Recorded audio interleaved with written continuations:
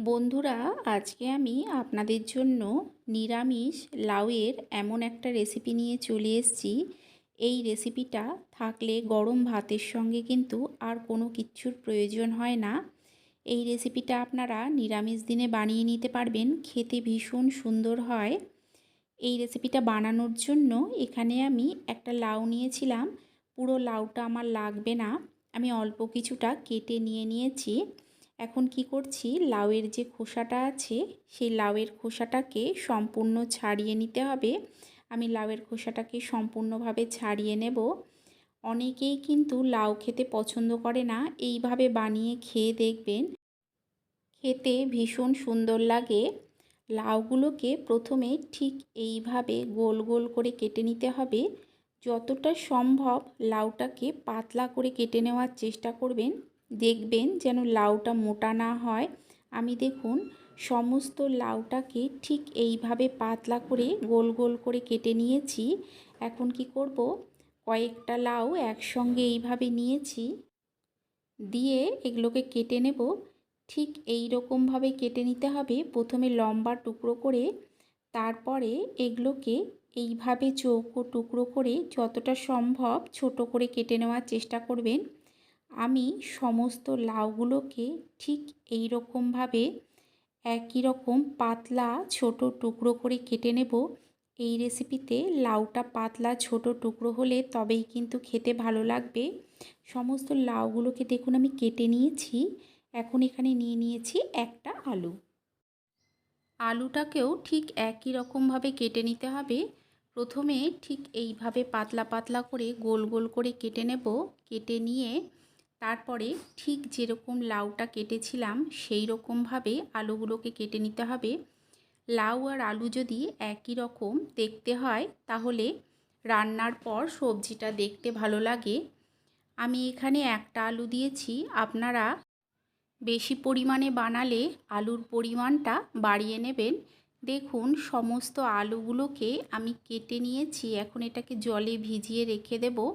এখানে দেখুন একটা বাটি নিয়েছি, এর মধ্যে প্রথমেই দিয়ে দিচ্ছি কেটে ধুয়ে পরিষ্কার করে রাখা আলুটা। তারপরে দিয়ে দিচ্ছি সমস্ত লাউগুলোকে দিয়ে নেব। লাউগুলোকে দিয়ে নিয়ে এতে দিয়ে দিচ্ছি সামান্য একটু জিরের গুঁড়ো। মশলা কিন্তু খুব বেশি প্রয়োজন হয় না, অল্প একটু জিরে গুঁড়ো দিলেই হবে। আর দিয়ে দিচ্ছি দেখুন হলুদ গুঁড়ো, এর সঙ্গে দিয়ে দিচ্ছি আমি লঙ্কার গুঁড়ো। যদি কেউ মনে করেন যে লঙ্কার গুঁড়োটা দেবেন না, সেক্ষেত্রে না দিলেও চলবে। লঙ্কার গুঁড়োটাকে দিয়ে এখন এতে দিয়ে দিচ্ছি দুটো গোটা কাঁচা লঙ্কা, আর দিয়ে দেব লবণ। লবণটাকে দিয়ে দেব সামান্য একটু সর্ষের তেল। সর্ষের তেলটাকে দিয়ে সমস্ত মশলার সঙ্গে লাউটা আর আলুটাকে খুব ভালো করে মেখে নিতে হবে। দেখুন হাতের সাহায্যে আমি এটাকে খুব ভালো করে মেখে নিচ্ছি। সমস্ত মশলার সঙ্গে আলুটা আর লাউটা মেখে নিয়ে অন্যদিকে আমি একটা কড়াই বসিয়ে দিয়েছি, এতে দিয়ে দিচ্ছি অল্প একটু সর্ষের তেল। তেলটা গরম হয়ে গেলে ফোড়নে দিয়ে দেব এখানে আমি 1 চামচের মতো গোটা জিরে, আর এর সঙ্গে দিয়ে দেব একটা চিড়ে নেওয়া কাঁচা লঙ্কা। ফোড়নটাকে কয়েক সেকেন্ড ভেজে নিয়ে দিয়ে দেব মশলা মাখিয়ে রাখা সমস্ত লাউটাকে দিয়ে অল্প কিছুক্ষণ লাউটাকে ভেজে নিতে হবে। লাউ কিন্তু অনেকক্ষণ সময় ধরে ভাজার প্রয়োজন হয় না, অল্প একটু সময় আমি লাউটাকে ভেজে নেব। এই সময় গ্যাসের ফ্লেমটাকে আমি মিডিয়ামে রাখবো। মিডিয়ামে রেখে লাউটাকে 5 মিনিটের মতো হতে দেব। 5 মিনিট পর আমি এটাতে দিয়ে দেব মুগ ডাল ভাজা। অল্প একটু মুগ ডাল খালি কড়াইতে এই রকমভাবে লাল করে ভেজে নিয়েছি। শুকনো কড়াইতেই এটাকে লাল করে ভেজে নিতে হবে। এটা এখন দেখুন আমি লাউয়ের মধ্যে দিয়ে দিচ্ছি, দিয়ে লাউটাকে এই ডালের সঙ্গে মিশিয়ে আর অল্প কিছুক্ষণ হতে দেব, যাতে মশলার কাঁচা গন্ধটা চলে যায়। সেই জন্য লাউটাকে ডালের সঙ্গে মিশিয়ে আর অল্প কিছুক্ষণ আমি এটাকে কষিয়ে নেব। দেখুন এই সময় কিন্তু গ্যাসের ফ্লেমটা আমি লো টু মিডিয়ামে রেখেছি। কষিয়ে নিয়ে এতে আমি জল দিয়ে দেব। জল দিয়ে স্বাদ অনুযায়ী লবণ দিয়ে আমি ঢাকা দিয়ে কিছুক্ষণ হতে দেব। আপনাদের যদি এই রেসিপিটা ভালো লেগে থাকে লাইক করে দেবেন, শেয়ার করে দেবেন, কমেন্ট করে জানাবেন যে কেমন লাগলো। আর চ্যানেলটাকে অবশ্যই সাবস্ক্রাইব করে দিয়ে পাশে থাকা বেল আইকনটা প্রেস করে দেবেন, যাতে নতুন কোনো ভিডিও দিলেই সবার আগে আপনার কাছে পৌঁছে যায়।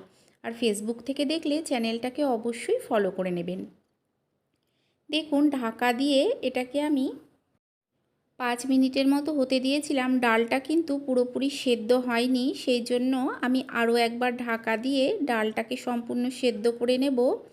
আরও কিছুক্ষণ আমি এটাকে ঢাকা দিয়ে হতে দিয়েছি। এখন দেখুন, ডালটা সম্পূর্ণভাবে সেদ্ধ হয়ে গেছে আর জলটা কিন্তু অনেকটাই টেনে চলে এসছে। আরও কিছুক্ষণ এটাকে একটু শুকিয়ে নেব। তবে কেউ যদি মনে করেন একটু বেশি ঝোল রাখবেন, সেক্ষেত্রে সেটাও রাখতে পারেন। তবে আমি ঝোলটাকে আর কিছুটা শুকিয়ে নেব।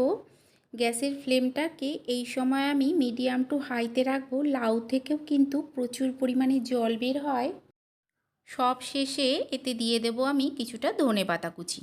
ধনেপাতা কুচি দিয়ে মিশিয়ে নিলেই তৈরি এই রেসিপি। আপনারা অবশ্যই একবার এইভাবে বানিয়ে খাবেন, আশা করছি আপনাদেরও ভালো লাগবে। তাহলে চলুন, দেখা হচ্ছে আরও একটা নতুন ভিডিও নিয়ে।